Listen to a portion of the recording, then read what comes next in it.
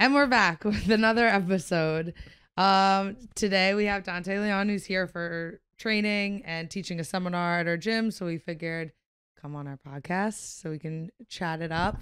So thanks for coming on. Thank you. Thanks for having me.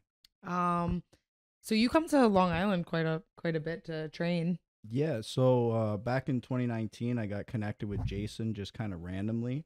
Back when he was at the Sarah gym that was kind of Levittown, I believe it was. Mm-hmm. So I started out there just on one day. There was nobody really training in the city. It was during Nogi Pans. I was here to finish up my camp for ADCC that year. And Jason was like real cool, messaged me on Instagram, said come in and train. Blew me away training with them, like how good he was. Honestly, never really expected that. And I was in like shape for ADCC, and he was kind of like whipping my tail pretty bad. So cool guy, really good jiu-jitsu, and then just made a good connection with him. Been coming down ever since. That's awesome. And your gym though, you own a gym? Yeah, I have two gyms. Where are they? Cincinnati? One in Toledo, Ohio, so northeast or northwest Ohio, and then 20 miles from there, Perrysburg, which is just kind of like a town outside the city. Oh, okay. Yep. The city being Toledo. Yeah. Okay. Yeah. But you're Canadian. Yeah, I know. That's weird, right? So how'd that work out? So where I'm from in Canada is only an hour from Toledo. Honestly, like door to door. Is that like Michigan? Like yeah, Lake exactly. Michigan, So right where the Detroit River is, where the Ambassador Bridge, when you stand on one side, if you stand on like the Detroit side and look over, you could like throw a stone and hit Windsor. Oh, okay. That's around where I grew up. Yeah, correct. So training jiu-jitsu, you had to travel wherever I was. Like I'm from a farm town right outside the city, so I had to travel to do everything. So if you want to do anything, you had to go to Windsor or a place around Windsor that had MMA or jiu-jitsu. So the more that I did jiu-jitsu, I wanted to like increase the training a little bit, and the team was very small, so I would go to Detroit and Toledo to train. So that's kind of how it started. So eventually, by the time I was 15, I was crossing the border like 5 or 6 times a week to train. So, train jiu-jitsu mostly? Yeah, just jiu-jitsu. Just jiu-jitsu. Mm-hmm. And did you wrestle in high school at all or no? No, man. I grew up in such a small town. Like, we didn't have shit. We didn't have any sports, really. We had like a men's volleyball team, a basketball team, badminton. Like, well, I think Canada, the wrestling is more like club anyway, right? Yeah, it seemed like that. There were a couple high schools that had it. Oh, yeah. Little bigger high schools in the city, and then some bigger counties outside the city that had it. But my school was just so small, we didn't have any kind of team like that. Okay. And then, so you got like submerged in jiu-jitsu and you started doing what? How old are you? When I started, I was now. 12. I'm 27. Oh, okay. So I've been doing it a while. How did you hear of jiu-jitsu if you're in like a small town? So that's a weird thing. Like nobody knew what jiu-jitsu was. Nobody knew anything Especially like then. that. Back then was like if you told somebody you did jiu-jitsu, it was like you did karate. Like they'd like throw their hands up, you know, or Bruce Lee, something like that, right? So my dad's the one who introduced me to it. He was a martial artist, lifetime martial artist, boxing, all kinds of things like that. And one day I was just kind of sitting at home. I wasn't going to play spring league for hockey. I was just going to figured I could just stay home and kind of like waste time, you know, like when you're kind of getting into your teens, you get a little different. I didn't want to really play hockey that much anymore. So I was like, man, I'm just going to take a summer and hang out with my friends, do whatever. Mom was like, no. Fuck no. You know what I mean? Like, you can't do that. You're going to go play something or golf or piano. So you're like, I'll do anything else. Freaked. Yeah, panicked. Went to my dad and was like, hey, you know, I can't do that. So my dad's like, you want to do jiu-jitsu? I was like, yeah, sure. I don't care. I'll try it. Tried it, loved it, and that was pretty much it. So I had no idea really what I was getting into. You had success right away? I was like good right away. I felt like when I did the introductory class, I could kind of feel the vibe of the instructor. He was kind of like, oh shit, this was in a gi? Yeah. Well, I did the first class, like intro class, no gi.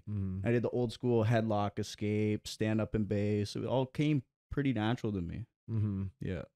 I think you saw that the instructor was like into it, so then you kind of got confident. Like I did 2 or 3 classes like that were intro classes. By the end, I was like, I want to do that class. You know, I want to do the real class. I felt like I was just really encouraged to learn. And then my first year was a little spotty with training because I still played hockey. Okay. So when hockey picked up, I obviously couldn't train that much. And then I played AAA hockey, which was like higher level travel for the younger kids. So I traveled a lot. I practiced a lot. I did a lot of things like 3-4 times a week on the ice. So didn't really train that much. But when I had a little time off, I put like 2 or 3 weeks aside where I trained like 3 times a week, which was a lot for me back then, and said I want to do a competition. And I just did a random competition.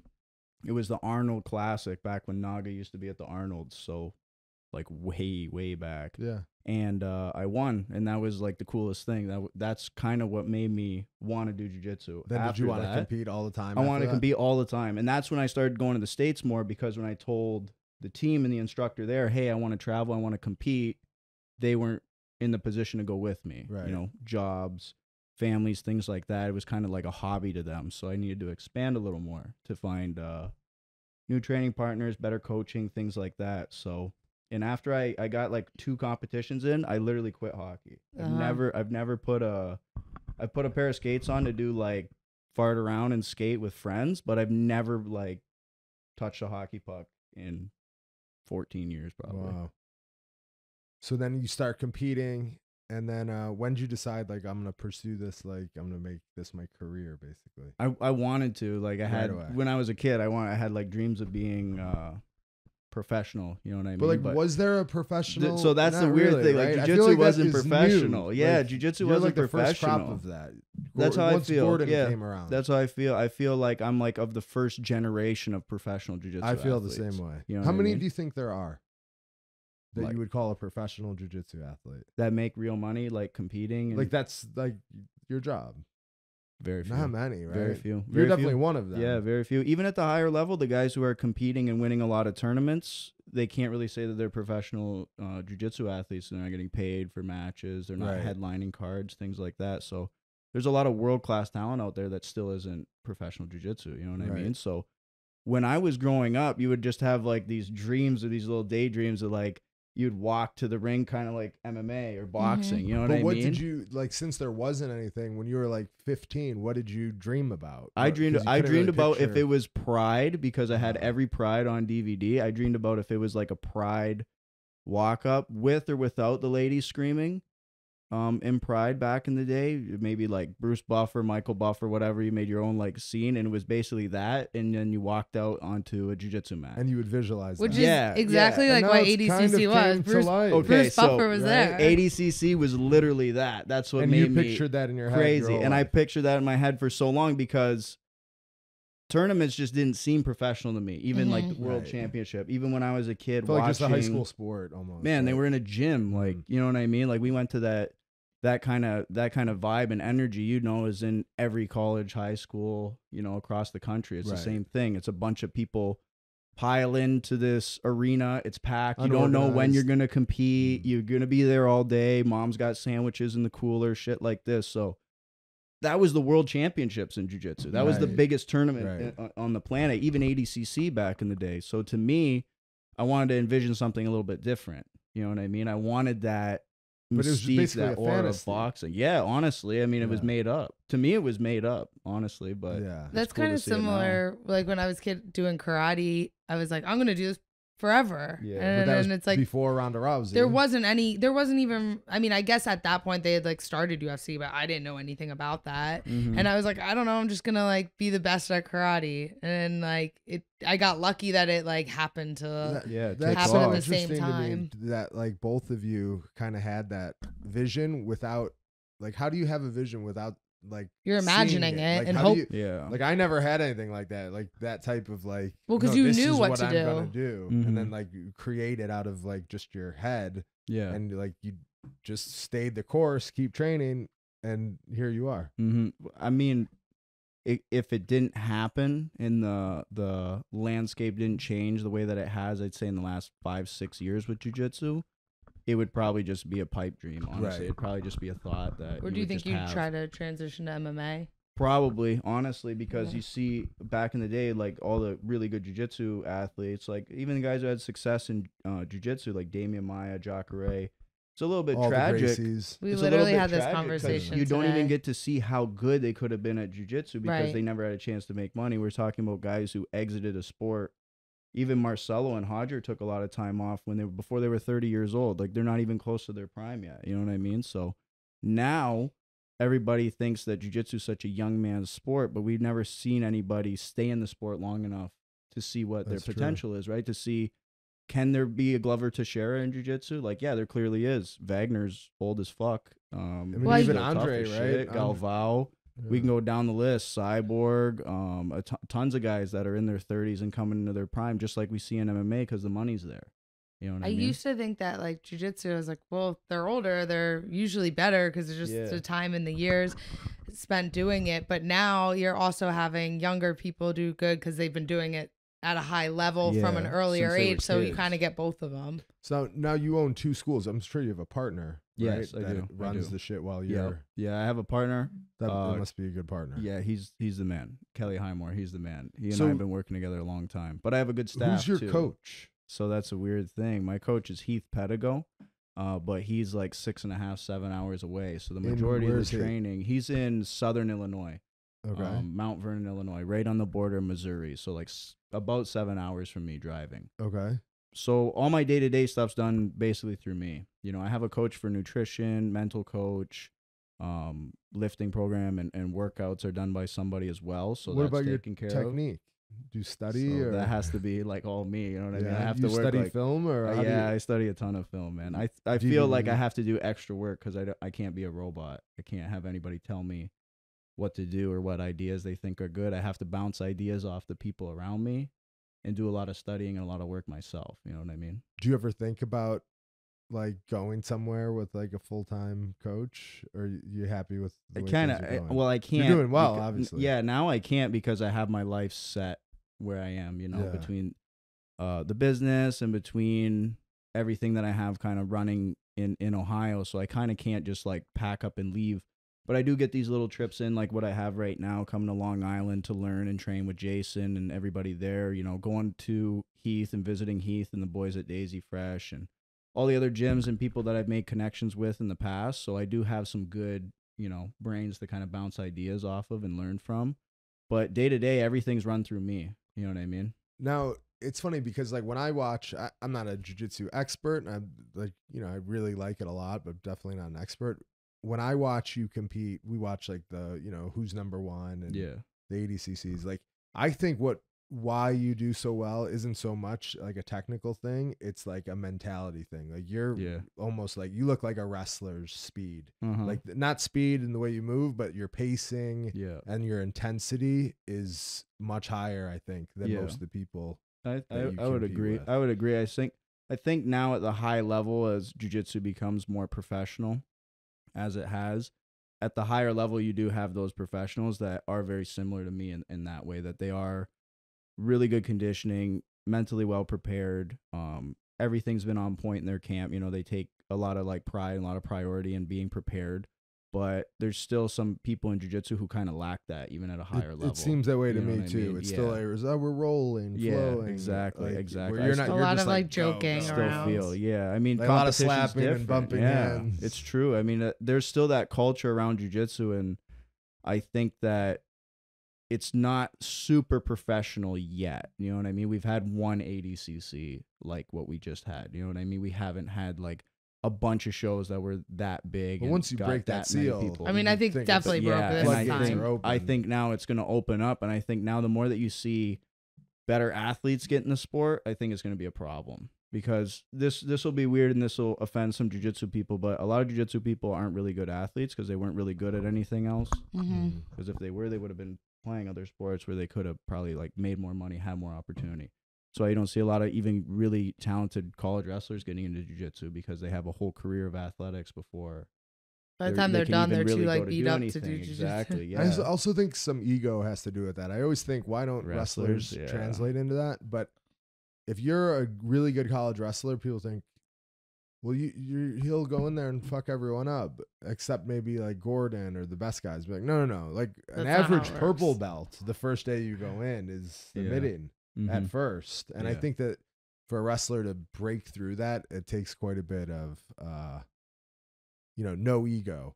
Whereas like the wrestlers that have done well recently is like someone like Nicky Rod, but he wasn't a successful wrestler. He had no credentials. Yeah, that's so he could have easily. He didn't have that like chip on his shoulder. Like I'm a NCAA champion. He had no credentials. He just wrestled some. Mm-hmm. People don't really realize that with him. Yeah, I mean, in jiu-jitsu, the standard for good wrestling isn't like super. I'm not saying him personally. I'm just saying in general. No, and that's why he's done really well, I think, because he didn't have an ego. And the background of wrestling, where he has that mentality where he's pushing the pace and kind of not respecting people he goes against, like, oh, they've been training this many years, or they're a black belt, I'm not. You know, I think in the old school jiu-jitsu, that plays a lot of factors mentally for people. Yeah. Where it's like, oh, this person's a higher belt, train longer, you have to respect them. And it's almost, you know, it doesn't really matter. So you went through all the belts like in the gi, like I was mainly a gi guy player until like honestly 2017, 2018 when like I said, the landscape really changed. Everybody was going towards no gi, and that was where, you know, the money was, the opportunity. So that's kind of like where we went, you know what I mean? So yeah, I mean, growing up in the gi, I don't regret it. I do still love the gi. I don't like how it's become in competition, you know, when you watch a gi competition. And the reason why is I really like how ADCC was entertaining for everybody. Yeah. You know, when I went home and I just put it on the TV, I was just playing it on the TV while I was like, you know, folding up clothes or returning emails on the computer, and I was just seeing the event on the screen. It was awesome, man. You know, the pyrotechnics and the whole energy of the event was crazy. Even if you didn't know anything about jiu-jitsu, you could watch it and be entertained. Never gonna happen with a gi event. I mean, straight up, we can just be honest. It's just too slow. I mean, just the way the rules are, you know, it just creates really slow pace, stagnant matches where even if it was slow pace and stagnant, it wouldn't be such a problem. But when no one's really trying to do anything, it's clear as day, even to the uneducated eye, I think. You know, you can clearly see two people wrapped up, not doing shit. It's just not entertaining. Yeah, because some people, like, even you talk about training the gi, be like, oh, I like the gi.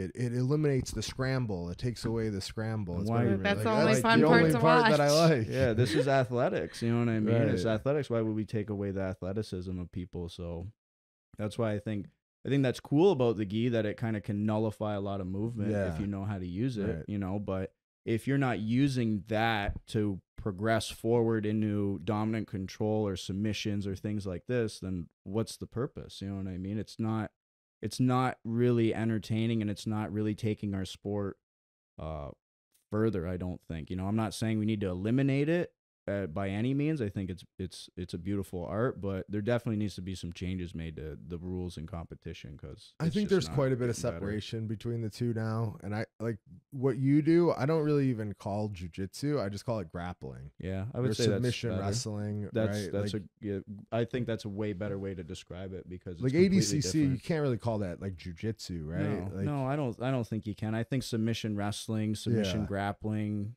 a term like that would be way more, you know, suitable for what we do, because I think so. We do a lot of wrestling, we do a lot of scrambles. There's a lot of shit that's improvised. You know, when you see the scrambles and how ADCC is, when you get taken down, as long as your back's not on the floor, you don't get scored on. So you get to intermingle this like scrimmage wrestling / jiu-jitsu with submissions. You know what I mean? Yeah. A lot of crazy stuff. So you can't get any more dynamic than what ADCC is unless you start throwing punches. You know what I mean? Honestly, like, unless you start doing MMA and you start punching and kicking each other, that would be the only way that you can have like more dynamic movement in a grappling kind of scenario. So that's why I think ADCC was just like far and beyond a lot of the other competitions. Did you know this ADCC was going to be that big? Had a feeling, honestly. Mo was hyping it the whole time. Mo, I didn't really know. I mean, I was like, oh, I know more people in it than I did the last time, so I was more into it. And then I was watching it. I was like, oh, I didn't know it was gonna be this big, like Bruce Buffer, and like crazy. I mean, every little nugget, you know, Mo threw out there to when he was posting about it. You know, oh, Bruce was gonna be there, the lady from Pride was gonna be there. All these things, how big the venue actually was. It just started to really blossom in the last like 6 weeks. We got to really see how big it could be. You know, we didn't know until after, but leading up, I think we had an extra year because of COVID. So it wasn't 2 years, it was 3 years. So I think everybody got super hungry. I think everybody kind of leveled up. I think this was this is why I think it was so important to be on this ADCC, because this could never happen again. It might never happen again. You know what I mean? Like, there's that possibility. Do I believe that? No, but there's that possibility that that event would just be like Nirvana. It might never happen like that again. You know what I mean? So, and I think all the athletes kind of realized that. It was the first one. I think the athletes really delivered with their performances. Like, they were super exciting. For as big and loud as the venue was, the athletes, you know, delivered that same energy on the mat. So I think it was really, really, I think this ADCC is really going to go down in history. Whether it gets bigger from here or not, I think this is going to be like the shining star. I think one thing that could hold it back is that this year there was still some, like, I want to see who will win between Gordon and Galval. Like, I mean, I didn't think it would ever be close. But now, wrecked. Who are you looking forward to watching Gordon compete against? There really isn't any. Who am I? Yeah, nobody anyone, really, right? Honestly. I think that it could hurt it a little bit. But honestly, I also, it's good to have, like, in UFC, there's every weight class has, oh, I want to see that match. That's the match. Mm-hmm. Like, there's no one who's like gonna just walk through a division. Yeah. But I also think that because that's not great for Gordon, but for all the other athletes, I think that's better because, you know, no one's just watching it because of him, because they kind of know the outcome already. So, like, I know when he's on Who's Number One and we're watching the other ones leading up to him, and then you start to recognize someone again. It's the same thing with UFC. Like, when they add a new division, no one's excited about it. There's like one dominant person in it. And then eventually the more time you give it, the more other athletes are kind of getting noticed, and that makes it more interesting. I think that your weight class is really fun. Like, the top three between Cade and Micah Galval and yourself, like those are three like really dynamic, fun guys to watch. For sure. And I think we've established kind of like that top 3 or 4 in the division. It's kind of been, is JT in that way too? He is in that weight division. It's kind of been us up and around that top 5 for a while now, honestly. Like, I've been top 5 for like a long time, and I've bounced in and out of different places in the division, but now like a solid top 3 between Cade, Micah, and myself. I already had 2 matches with Micah. Have you gone against Cade? No. Never had a match with Cade. I've had 2 matches with Ty, but I think we've kind of established that we're going to be seeing each other for a while, you know what I mean? And I think it'll be cool to see in the next years to come what happened. Like, they're a lot younger than I am, you know what I mean? So even though I'm still young in the game, I think I'm not even close to my prime yet. It's going to be cool to see what happens with the younger crowd as compared to the more established, because I think in a lot of times younger people come into a sport, they blow up, they get really big, and then they fizzle out, you know? And I don't think we've had a chance going to MMA.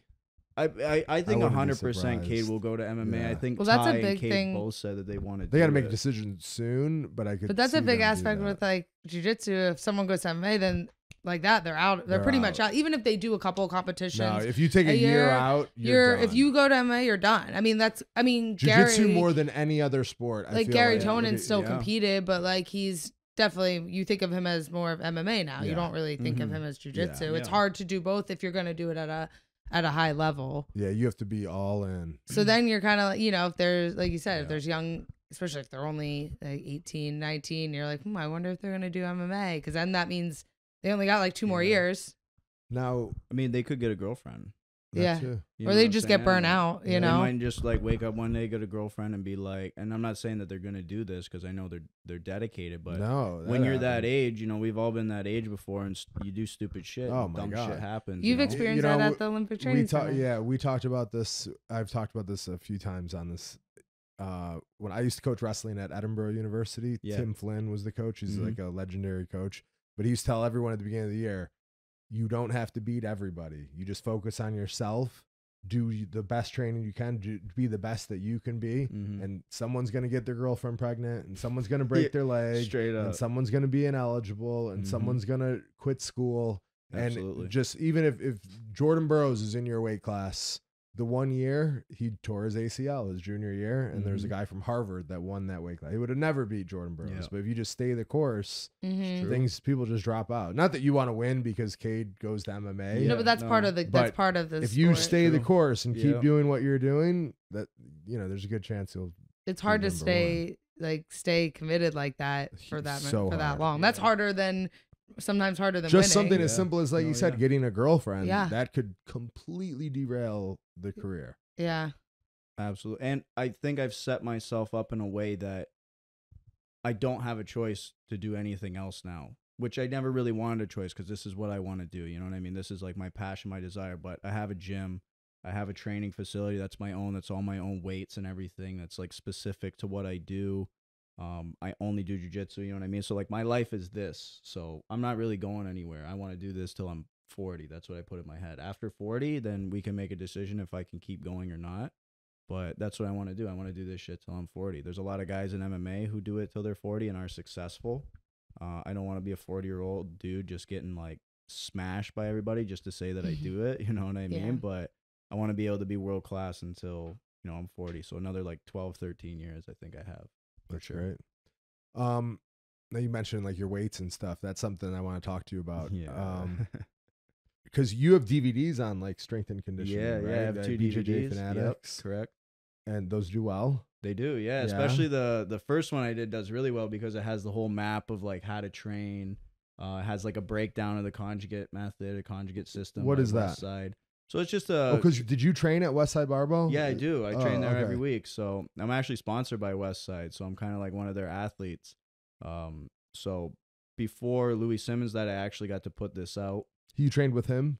Yeah, I met Louis Simmons. He's intense. Yeah, he passed away this year, but I got to meet him last year, met him this year. So yeah, he was super intense, man. Like hearing stories about how he is in the gym, I'm like, it's cool. Now I get to train with somebody who was his right hand for 20 years. Like, so what's the conjugate? So what does that mean? The conjugate method, the conjugate system is a 4-day-a-week split where you do upper lower twice a week. 1 day is simple terms max effort, so you go heavy as fuck. A max effort single or max effort double for upper and lower. Yeah, for upper and lower. So usually for upper it'll be some kind of variation of a bench or overhead press. You know what I mean? So it could be close grip bench press. It could be a axle bar bench press with a wider bar. It could be a standing overhead press. Could be a seated overhead press. There's tons of exercise you can do. And then with legs for max effort, it would usually be a squat or a deadlift variation. Okay. After that, you're just one lift. One. So that's your main exercise. Okay. So on max effort day, you're gonna do like, let's say, flat bench press, top set of 1. Max effort day for legs, you might do a top set on. Do you do auxiliary lifts those days? Yeah. So then after that, your accessory work is gonna be to strengthen muscles around that lift, triceps, biceps, shoulders, back, things like that on upper body. Then with lower body, it's looking at a lot of posterior chain, so glutes, hamstring, lower back. There's big emphasis on lower back, abs, every day on lower days. So it's very similar to a lot of different programs. What's the split? Is it like how many Monday, Tuesday, Wednesday? You can do it kind of how you want. I do like a Monday, Tuesday, Thursday, Friday. Okay. A lot of people like to do a Monday, Wednesday, Friday, Sunday kind of thing where they space it out. I just do it. It's programmed in a way that I can fit it in to help my training.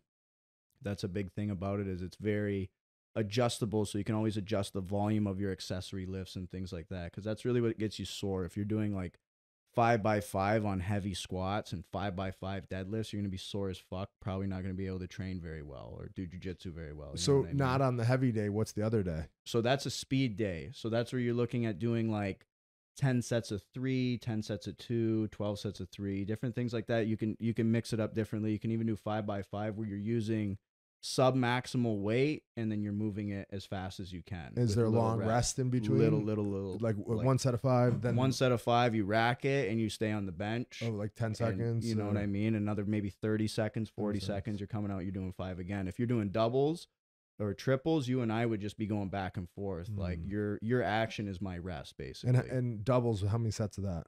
It just depends on the day. So it could be 8, 10, 12, 16. It goes up and down depending on like what wave or what week you are in the training program. That speed stuff is good because it's almost like cardio killer too. Well, when we you used map to do it it's called out, like lactate sets. Yeah. When you like hold it bar down. No, this was 2 reps every 20 seconds for 20 minutes. Yeah, that's horrible. So it's like that's really 60 good, sets. Horrible. Yeah. But like you're a lot. Yeah, dead. I feel like you would like that stuff. He always does like. Oh, I see his stuff. I love awesome. I'll show you my gym when we're done. I got a reverse hyper. Yeah. Oh, perfect. A lot of reverse hypers. Yeah, I have my own as well. The big thing about the speed day is when you like pull a calculator out. So let's say you're doing a box squat with bands for 10 sets of 2. you'll use 50% of your max squat, let's say. So let's just say you only have 185 on the bar, but then you add your resistance with resistance bands. So when you map it at the end, if you see that you did 20 reps of this 185 plus bands, which is like 300 pounds at lockout, you've done, you know what I mean, 20 reps of that. So your volume by the end of that work, even though it's not a lot of weight and you're not getting sore, your volume is crazy in a really short amount of time. Yeah. You know what I mean? So you should be done all those like 10 sets in like 2.5, 3 minutes, right? So in 3 minutes, you've done literally tons of weight. Wow. You know what I mean? But your body's not like you just did 500 pounds for 3 reps. Then you'd be fucked up. You know what I mean? So that's the difference where it kind of balances out the max effort work. You don't get nervous maxing out like on squats or deadlift? Yeah, so I'm not going to, when we say max out, it's always by the day.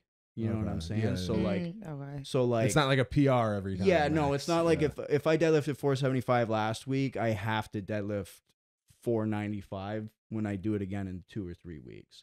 I don't really take it like that. You know what I mean? It's as much as I can safely do that day. I might do a set. I might sit down for 2 minutes and be like, I could go heavier. I could do more. You know, I always have a little goal in mind that I kind of want to.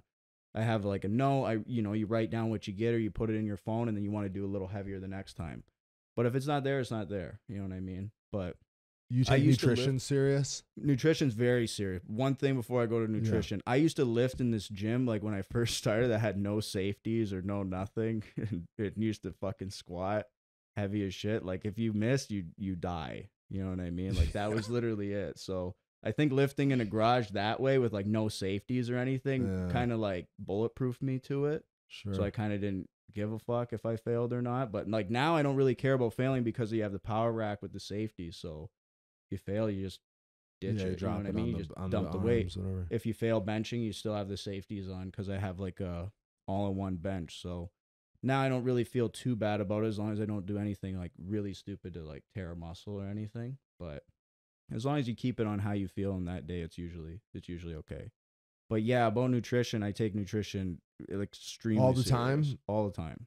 What's your diet like? So I have a nutritionist, Matteo Capodaglio. I don't know, you guys might have seen him. Italian guy, works with Marvin I just started Vittori following him because I was gonna be on the. I saw Marvin Vittori. Yeah, I showed you some of his stuff. He does all the pasta. Yeah. So like, and I was gonna fight on I was supposed to fight on that card in Paris, and I was like, oh my god, I'm definitely gonna see if he can like make me food that week when I was there, and then I got pushed back. But I started following him just because I'm like, oh, I like the stuff he posts. He's the man. I mean, he's very smart. What's like? Tell me about your diet.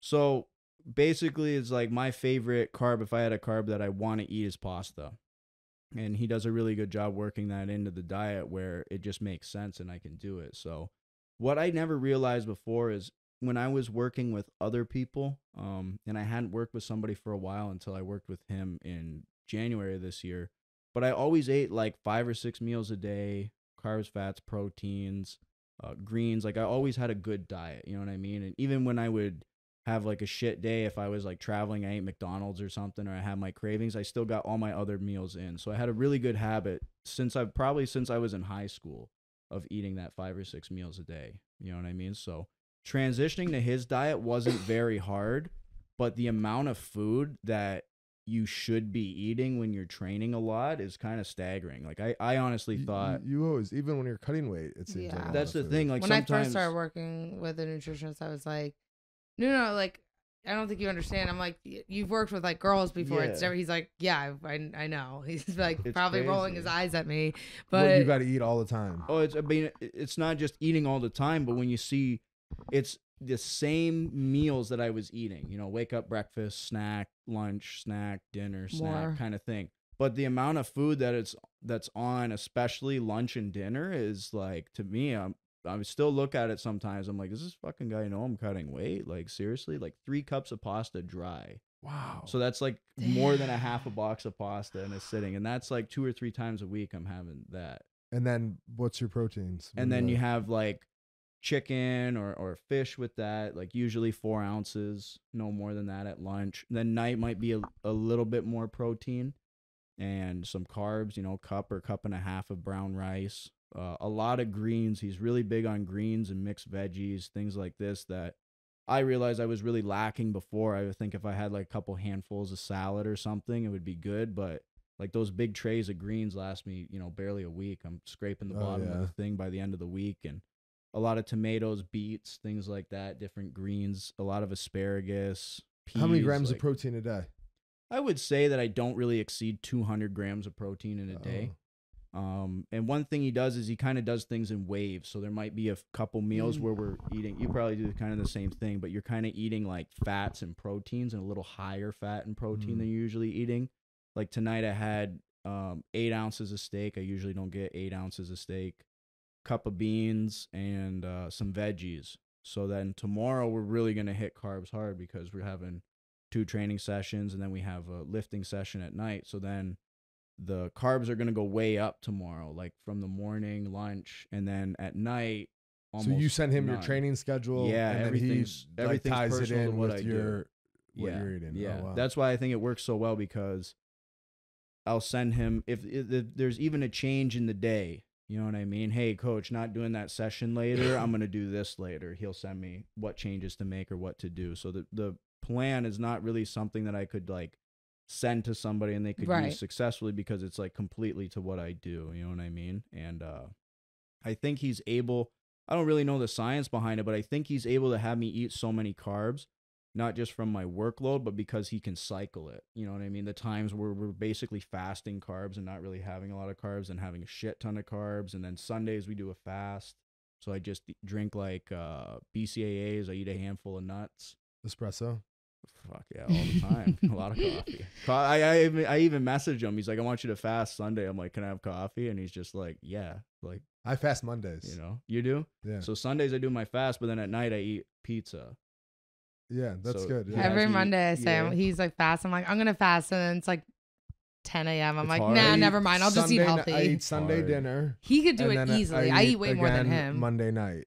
Oh, okay. You know what I mean? So Sunday, it's really. So you have like a 24-hour fast. I think that's easier. Mm-hmm. Not like, not sun up to sun up, but Sunday night I eat dinner and then I eat dinner Monday night. But I always do that on Mondays because it's like on the weekend, sometimes we eat like shit or I'll eat like shit. And then it like resets me for the week.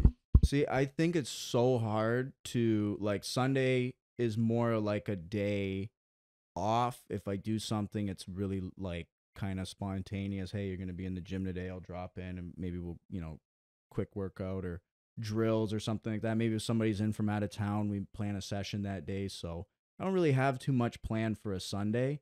So sometimes you'll go out and you'll do your groceries and things like that. When you're fasting and you go out, it's so hard to stick to it. Stuff. If you're busy. When you stay at home and you're like, I'm just going to do shit, around here, or I'm going to have a nap, or if you're can super really busy kill at like time. work or something. Yeah, you can really kill time. Then it's easy. But when you're like grocery shopping, you'll start looking at signs and looking around, and you want to eat, man. People eat when they're bored a lot. Yeah. That's how it is. Yeah, if I'm at home, I'm like, I can't.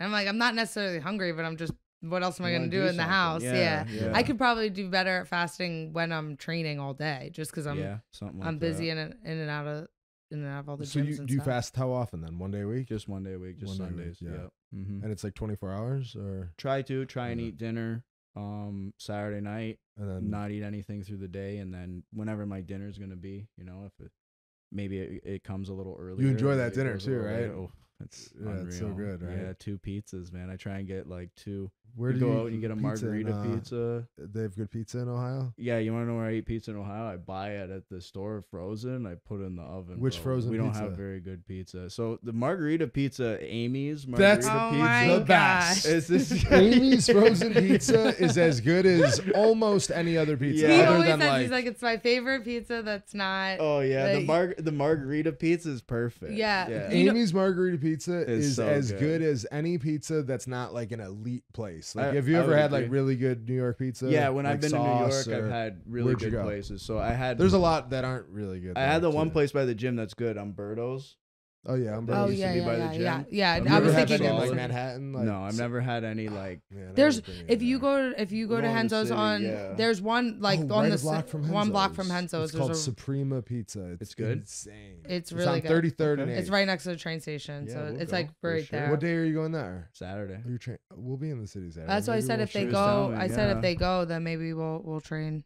That sucks that Henzo's isn't like it used to be the hub. Did you ever train there when it was? I like, did train there. Yeah, when Yeah, everybody it was the there. best. Gordon, Gary, Nikki, everybody was there. But It was and so like cool. everyone would always be people popping in, the best guys. Every Yeah, day you'd be there on yeah. a Tuesday and be like, someone walk in and you're like, it could be anyone, you know what I mean? And they Yeah. just walk in all the Yeah, time. that was the That's best. where I got used to, and I wonder how you did, because like you're the type where you can go and you'll train with anyone, even if you, I think if you think you're gonna compete against them or Yeah, whatever, yeah. you don't care.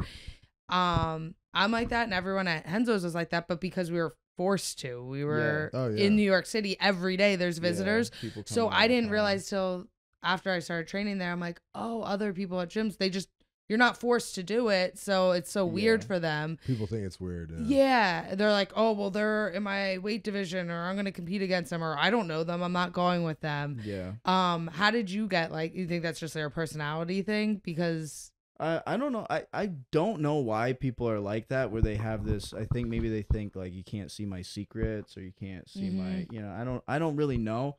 But like when we were talking about competition and training, competition is just completely different. You know what I mean? So I don't really care how you feel about training with me, or if you think you could beat my ass by training with me. You know what I mean? I mean, in a competition, it's different. So for the chance that somebody has to kind of learn about you, you have a chance to learn about them as Right. well, if that's how you're gonna look at it. But I think that's a like a little bit of a character flaw, I think, in people who aren't super confident in competition. You know, who want to rely on something that they imagine is like their advantage, I guess. But that was the thing. Like Henzo's was super welcoming to me. You know what I mean? Yeah, Like, well, everyone. Really. like super welcoming. Like Gordon and I have been really cool for a long time, since he and I competed in the same tournament in 2018 in Pans, and we were in the bullpen and we kind of just shot the shit a little bit. And he's been a really cool guy with me ever since, and had a chance to go out to Henzo's and train, and they couldn't have been more welcoming, honestly. Even though, you know, Taza, Gary, Nikki Yeah. at the time, you know, all in my division, and guys I had prior matches with, you know. Have you competed against Taza? Yeah, I have. You beat Fought him. Taza at Grapple Fest in November. I did. You beat I him this feel year. like we Oh, watched that's that good. one. That That's a was good like one. in a where was it? England or something? Yeah, it was in England. Yeah. So you mentioned you work with a mental coach. Yeah. Tell us about that. So I had a mental coach for a number of years that I worked with on and off, and then he passed away. So I was kind of down about that, because our work together was really good. Kind of wasn't really too motivated to find somebody else, even though I probably would have needed somebody. And then before, What made you look for a mental coach to begin with? because I think it's just one thing that's really just forgotten about, and I think it's something that you need to have if you want to be a successful athlete. And not just as a mental coach. I think you need to go to therapy, honestly. I think you need to figure out what's wrong with you. You know, and I know that sounds weird, but you know, a lot of people have a lot of shit and trauma that they've dealt with, they think, and it might not be that bad, but when it's time to compete and they're put under pressure, that kind of shit comes out, and it kind of blocks them from competing. You know what I mean? So Well, it's that's all a- like personalities. You know what I yeah, mean? things like that. I think people don't, you know, competition's a completely different thing. So you can be, you know, this great person, like great member of society, but when it's time to like turn it on and compete, there's just a bunch of shit impeding you. You know what I mean? And if you're never gonna like win that battle if you don't know how to identify really what's wrong. Do you know what I'm saying? And that's something that you did. Yeah, no, Do you I think so. Are you for comfortable? sure. What are some things you? 100%. Yeah, 100%. I talk about it. So I think a big thing is, you know, you grow up from a small town. You know, my town only had 3,000 people. Small family too. It was like the only child. Sometimes you can put a lot of pressure on yourself to compete when the stage gets a little bigger. You know, something you're not used to. You can put a lot of weight on your shoulders where you just kind of want to like dump it off. You don't want to deal with it. You know what I mean? So that was a lot of pressure I dealt with when I started out, especially when I first got my black belt. I saw it. I was kind of gun shy. I wouldn't really pull the trigger in competitions. Kind of felt trapped, kind of felt like I was held back. So that was something I needed to address. You know, if I wanted this to be my my career and my job, even though it sucks to kind of, you know, talk about your feelings and do shit like that, be vulnerable with people and, you know, kind of go inside and find out what's wrong. It does suck, and it's not really like the most fun thing to do, you think, but it is something I think you have to do if you want to get to the next level. And again, there's a lot of people who can just have like chaos in their lives and kind of be like bad people even, but when it's time to compete, they can just turn it on. Yeah. They can become, everyone's so different. Everyone's you know, so they can different. become a great athlete. And then there's people who have this like pristine life, you know, they raised with a great family and all these kind of things, but then they have all this trauma and that comes out, you know, where they feel, you know, oh, I feel like neglect, and I feel this and I feel that, you know what I mean? So everybody feels different shit, and everybody's different mentally. I think if you can like find out what the problem is and really direct and strengthen your mind, then you have a chance to get past it. Do you meet with the mental coach like weekly, or how often? I meet with them like before tournaments and in real camps. I'll meet with them like once a week. And you guys just basically talk, or does he give you assignments? We talk a lot, so we have to meet a lot through Skype and things, and Zoom or however we do now. But yeah, he gives me a lot of exercise, a lot of assignments, books, different things like that. But what would an assignment be? An assignment would be different kind of things of like, how are you feeling? What's going on? You have your conversation. An assignment would be to every single room you're in, see 3 things, hear 2 things, and smell 1 thing, so you can be connected to the area. It'd be something as simple as that. So if you came in this room, you could be like light, globe, camera. What do you hear? I hear myself talking, I hear myself breathing. What do you smell? You know what I mean? Things like that. So then you can get connected to the atmosphere.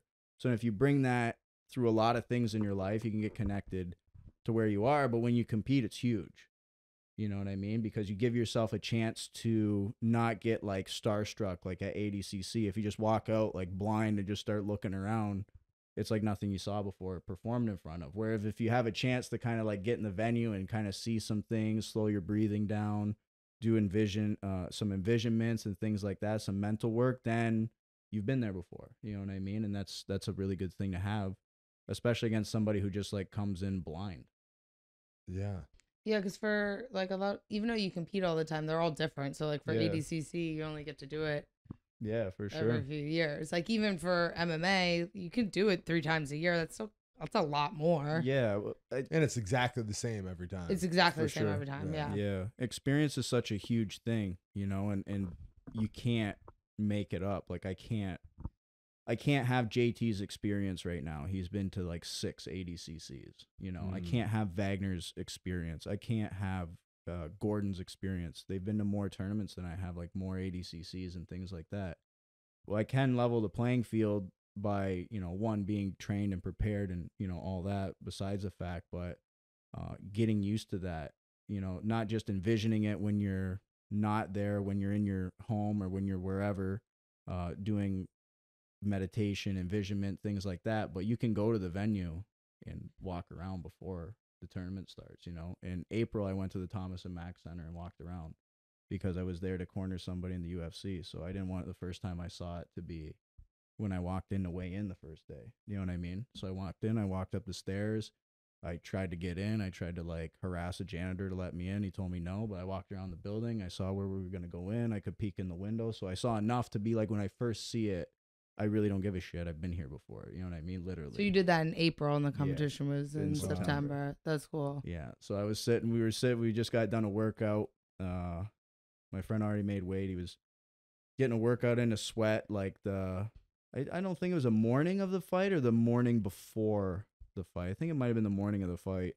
And everybody was good. I was like, does anybody need anything? Whatever. And I just took an Uber. I drove there and that's cool. Hung out for a little bit. You know what I mean? So something as simple as that costs you $6 to do could be, you know, the difference between winning and losing.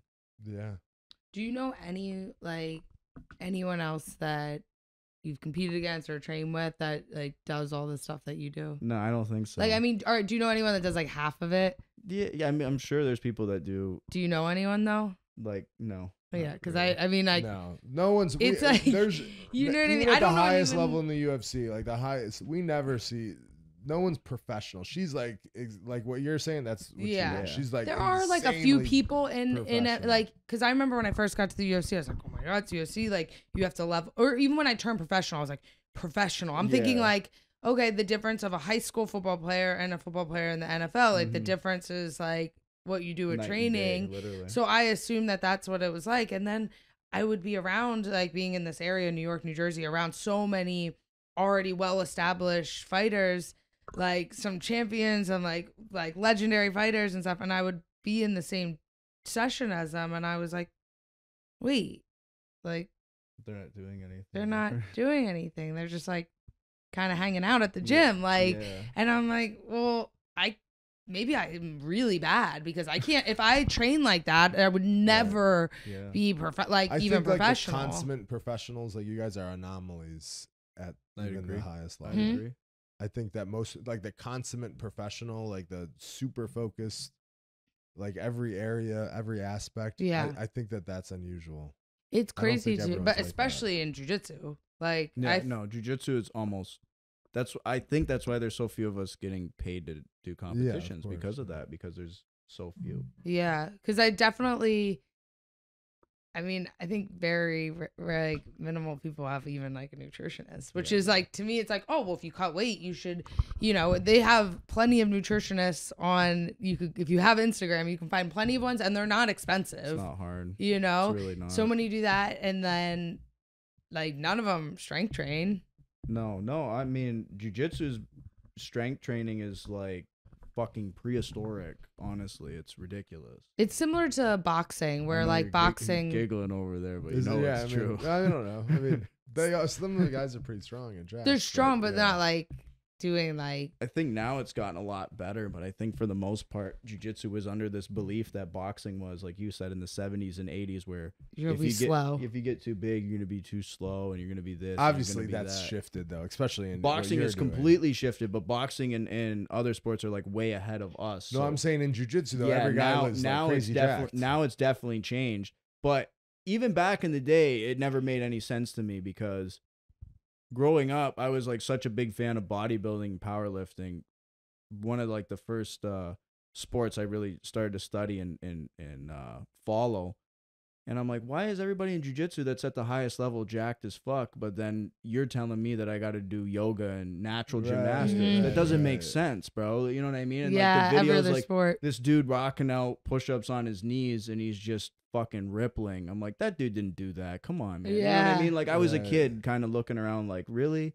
And I could never find anybody to back up like working out in a gym the way I wanted to work out. Because when you're a kid, you want to do like bicep curls and this, that, and the other. You just want to get a pump in, you know what I mean? And like look good kind of thing. So everybody was like, no, that's just so horrible for you. It's like working backwards. And really, actually, it wasn't a bad thing. Because if you're a kid and you're working out that way, you're getting stronger and you're like building muscle. Like you're stimulating your body that when you do grow up and you go through puberty, you're actually going to be fucking strong and in shape. Whereas if you just do nothing, you're just going to be a noodle. You know what I mean? Yeah. So it's good for you to do that, even if it's not the proper strength training for an athlete. We're talking about when you're like young, and everybody would just tell me how it was wrong. You got to do, this kind of thing, these different whatevers, and it just never made sense to me. You know what I mean? That's like, I mean, for wrestling, like that's all they do is lift, right? There's a lot of lifting. Yeah. Like when you were at the training centers, and you were lifting. Yeah, wrestling's a big part about like conditioning and lifting. Is like a huge like one of the sessions is wrestling, then the other one's like conditioning. I mean, I don't think there's anything wrong with running it. Sprints. Like, but then jiu-jitsu, they're like, oh no, that's not good. Well, I do think jiu-jitsu is a little more technical than wrestling. Why do you need to do other types of cardio when you could just do jiu-jitsu? Like that's gonna. Do you do other types of cardio? Yeah. Like, what do you do? I like to ride the bike. The Airdyne? Yeah. Sprints, Echo bike, yeah. Whether it's cadence rides, sprints, longer sprints, adjust it that way. And it's really nothing about the cardio to make it be like CrossFit type. I just want to I want my lungs to burn. I want to, push it. That'll do it. You know what I'm saying? And that's definitely the thing that does it. Any kind of like hill sprint, different things like that. Yeah. I like that. And I like the cardio to be completely separate of any kind of workout. You know what I'm saying? like Gordon always says, like I was like, your cardio so insane, people just melt. He always says he has bad cardio. He's like, I'm just super efficient. He's like, I'm so much more efficient than everyone. So much. He's like, there's no such. John always says this, so that's where Gordon got it. He says, there's no such thing as cardio. There's efficient and inefficient. Like if Michael Phelps were to do a jiu-jitsu match, he would like die. He'd be so tired. But he's so efficient swimming, you know. But if Gordon swam, he'd fucking drown. Exactly. So, but I think that only exists if you have like that level of technical prowess, right? Like if you're so much technically better than everyone, then maybe that'll agree. But like if you got to hustle, I think you need the cardio. I think Gordon doesn't really have to hustle in too many of his matches. I think you have to have efficiency regardless, because like if you get on the echo bike and you go as hard as you possibly can for 30 seconds, you're cooked. They don't really care who you are. Like there's a video of I wish I could find this video. I've been trying to find it forever. So if anybody who knows about this video with this shitty description I'm going to give, it's a track cyclist and he's on a stationary bike and he's just pedaling as hard as he can for like 20 or 30 seconds. And when the sprint's done, he's like weary, he's fucking like glossy eyed, and he's like got a bucket in front of him like he's going to throw up. And that's a 20 or 30 second sprint from a dude who track cycling is a sprint. You're literally just going in a circle hard as you can. You know what I mean? So if you're going that hard in cardio, you're not being efficient whatsoever. You're basically blowing it out. You know what I mean? So if you did that in jiu-jitsu, you'd be, regardless of your condition, you'd be really tired really fast. So I think we're all have pacing and control in it. He's just better than everybody else, so he doesn't really have to, you know. He's not in a ton of scrambles. Which I think scrambles get tired. Right? It's hard to create scrambles when you're like that big, especially the weight class he's at now. I don't see too many guys who can scramble with them, and even the guys who can scramble with them, like Nicky Rod and a few other guys, he's far superior technically, and he can really just capitalize on that. He can take the fight way away from any kind of scramble and just make it a technical exchange where the person's just kind of outgunned. You know what I mean? But it's hard because if you want to see somebody push Gordon's cardio, they have to be really technical and really good. And then once they're like that, then maybe they have a chance to make Gordon a little bit tired. You know what I mean? But if you're not up to like his level technically, it's impossible to make him tired because you're not going to do anything to push him. You know what I mean? Exactly. But until you're there, the cardio and strength matters so much. Matters for sure. I mean, you could just get caught up in ADCC with just how the rules are. You have a 10-minute fight. You could like almost pass the guy's guard, almost take his back, beat the shit out of him the whole match, score 0 points because it's so hard to score. And now you got to be on your feet, but you have to wrestle for 5 minutes. Like the takedown wins it. So, you know what I mean? Like you might have got a little overzealous, like trying to throw the second hook in or trying to mat return him a few times, but you didn't score. Okay, now you're tired. Now you have to have the cardio. They might have been just like, you know, defending. They're like, all right, now I'm ready to go. Exactly. So we'll wrap it up soon. But one thing I wanted to ask you, it's a sore subject probably, but in your match against Galval, you had that 2 points and they kept it on the board for like, I think it was a guard pass or a takedown. Yeah, and they kept it on the board for like the last like minute and a half or 2 minutes. So you kind of like stayed in position to go to overtime, right? No, that was overtime. Oh, that was overtime. Yeah. But then they took the point off. Why did they do that? Left. I have no idea. How did I don't know? I never they don't explain that. it. No explanation. They didn't say anything. Heath asked the table about it. They said that he would have to email it in, which was. But it was on because the points, if it's on for like a second or like a 2, no, that's a mistake, not 2. No, like it was like 2 minutes. Yeah. But I remember I looked to the side, I heard like a gasp and I looked to the side and then the points, like I literally watched the points disappear off the board and there was like 6 seconds left. And I'm like, and you I still would have thought like, oh, it was a mistake. They're going to fix it. So you don't know why? Why I would think is because they would have said that it wasn't actually 2 points because Micah was in turtle for 3 seconds. When I go back and watch the tape, it's like really, really close if he was in turtle for 3 seconds or not, right? 3 seconds. So I don't like, obviously I'm going to be biased, but I think it could have been 2 points. I really do. You know what I mean? Regardless, I think they should have stopped the match and then taken the points away. Yeah. And then put me back in the same position where I had the body lock where I could be like, okay, now I'm down. Now I need to work to get past his guard, right? Whereas in that situation, it was like tie score. the way ADCC works, I was like, man, I've been like kind of pushing the pace in overtime. Right. I've had some submission attacks. Even though I got taken down by him, I reversed to the mount with that guillotine. So like I was trying to score still, you know what I mean? And I came back and scored. I hit a nice like misdirection kind of pass that kind of looked cool. So like, you know, there's some action there. So I was like, man, I have a big shot to win this.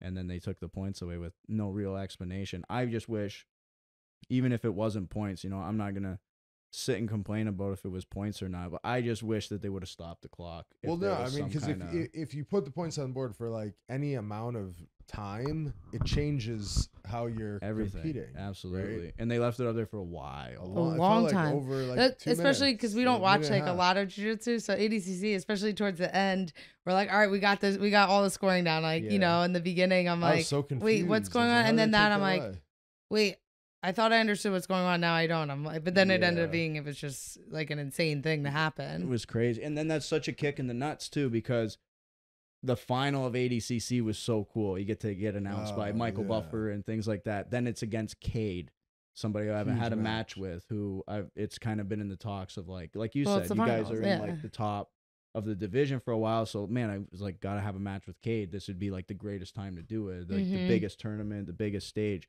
But now I got to fight for third. When you fight for third in ADCC, you just do it right after you lose against PJ, who PJ is like a nemesis, right? Like PJ and I have had like 3 matches.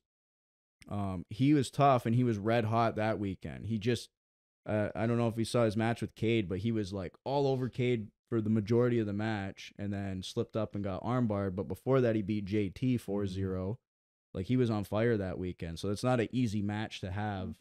Way less like magnitude of that match because it's turned down way more. It's a 3rd place match. It's kind of before the finals, so it was a little bit of a tough pill to swallow. I can't lie, but I tried to keep it out of my head as much as I could because I had PJ and PJ was like super tough that tournament. Yeah, and there's a big difference between 3rd and 4th. Yeah, no, huge difference. I got 4th before. It's not even close to the 3rd, 4th is like you participated. This you played. Yeah, right? I love that about ADCC too. IBJJF, if you lose in the semifinals, they you put get you on the podium. Yeah, you get 2/3. You put 2 guys up on the podium. It never really matters. I didn't like it. You ever do a tournament that had true seconds? Yeah.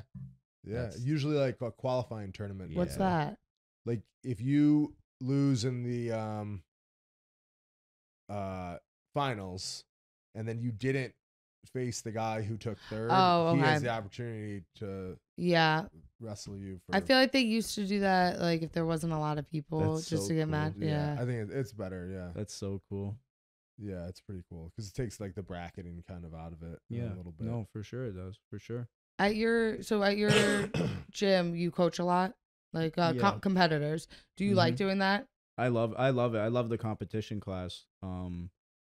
That's like the easiest class to coach and kind of work with. You don't really have to watch what you say or watch what you do. You know, it's my competition session because I'm a competitor too, you know, and I run the session, so I get to run it the way I want. So it's basically like you're like, you guys can join my session. So and they probably love that too because they're seeing you do it. Yeah, that's how it really started that way of like just join the session and like this is how I'm training. This is how you guys are going to train basically. But then the more competitors I got, and especially them being younger competitors, I'm not gonna say that they needed me to like set an example or anything because they were successful on their own, especially when they were coming up. But I think they needed some structure, you know, and that's what a lot of talents lack in the sport because there isn't a lot of structure with a lot of the teams and things like that. So that's when it got more of like, I'm gonna teach a couple techniques at the beginning, and this is what we're gonna drill this week. So now, again, this goes on top of my work. So when I'm not having a coach or somebody to do it, I make the training program for the week, you know. So I wasn't there this week. I sent it to my 2 main guys, my 2 mainstay competitors, instructors, and told them, you know, this is what you guys are doing this week. This is how we're running it. It's not just like, hey, all right, what am I going to show today? Yeah, no. Oh, man, when jiu-jitsu first started, we used to train so stupid. It's not even like, it's That's ridiculous. how most gyms are, We used to come in the gym, we put the clock on, we would drill like half a round, and we'd be like, let's just roll. And then we would just like kill each other. We just try and murder each other for like 8 rounds a day, 5 days a week. And like back then, that was like the way you thought to train, and that was what it was. Also shows like how jiu-jitsu wasn't super professional or really looked at with like a professional training mind. But we would just come in there and like just bash our heads into the fucking wall and wonder why we were just so fucked up. You know what I mean? And then these other people would say, you know, oh, we're training 2 and 3 times a day. And we're like, no, you're How do not, you bro. do We're that? only training we're doing this once a day, and we're not, like, we can't do shit. You know what I mean? And then when you add lifting on top of it, like, you were literally so sore and just, it was just like, you know, like by the end of the week, you're just 2 dead dudes, like, rolling against each other. But you're not learning techniques either. Oh, you never weren't learning shit because you were so annoyed with fighting the same person for so long that, like, you would, fist fights would break out in jiu-jitsu gyms, and that's pretty much why, is because you guys are just going head to head all the time. But when you see like the guys that train 2 and 3 times a day, it's a drilling session, it's specific training, it's like a couple rounds here and there, you know what I mean? So that's probably better. Yeah, the more I really changed up the training program, the more that I not just traveled around, but I actually kind of tried to study some of how like the Russians trained. And like the biggest thing that I saw was the difference between them and a lot of wrestlers and a lot of wrestling teams. And I talked to some guys from Iowa that wrestle with Tom and Terry and things like that, was they don't do that many live rounds in a week. You know what I mean? I know everybody's different and schools are different, but they don't do that many live rounds in a week. They might do like 1 to 3 a day. But a lot of things are specific training, like controlled drilling, things like this, where they're actually doing like way more volume of training, kind of what we talked about with the lifting, but it's not the same kind of like 10 out of 10 intensity 5 times a week. You know what I mean? So yeah, that's really what changed a lot. And then it's just been a lot easier for me. It's a lot easier to stay healthy, and it's a lot easier to stay motivated, because sometimes if you've had like 3 hard training sessions in a week, not only do you not want to do the 4th, but you probably shouldn't do it. Like, you know what I mean? You're a mess by then. So yeah, you got to be smart. Like obviously you put a lot of thought into all your training, and I think that's great. Super important. So your next competition, you're gonna do the New Haven tournament. New Haven, yeah. Next Have weekend. you been to New Haven? No, I heard it's the best pizza in the country, right? That's why there's a his place little called brother's Sally's. doing it, and we're like, we gotta go see him compete. We Have you really heard just of want to get Sally's? pizza. Yeah, dude. Whatever you think is the best pizza you've ever Sally's had is the best. No, it's not. It's 10 times better than Really? like the It's second so best good. one is like super good. Sally's is 10 times better. Wow. Yeah. So Is if there like a after you lineup win to that get tournament, there, or what? probably be What? I mean, is there?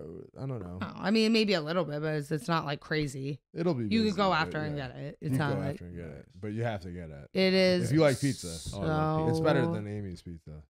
Well, I hope so. It's so fucking good, man. Amy's pizza is solid. No, though, that's for definitely frozen solid Well, as pizza. fuck. so the New Haven's about like an hour, and we looked it up. I think it's like a little. We might be going. My brother's gonna do the tournament, and if I have time, I'm gonna go just so I could watch him. And Yeah, then we're get like, the we want to pizza. come and watch you compete, and he's like, okay, and we're like, yeah, but we If I have really want time, the I'm gonna pizza. go. I don't We're know. going to Sally's. Yeah, if he Yeah, for some it's reason insane. doesn't compete, we still might just go check out the Yeah, tournament. it'd be good. But all right, anything else?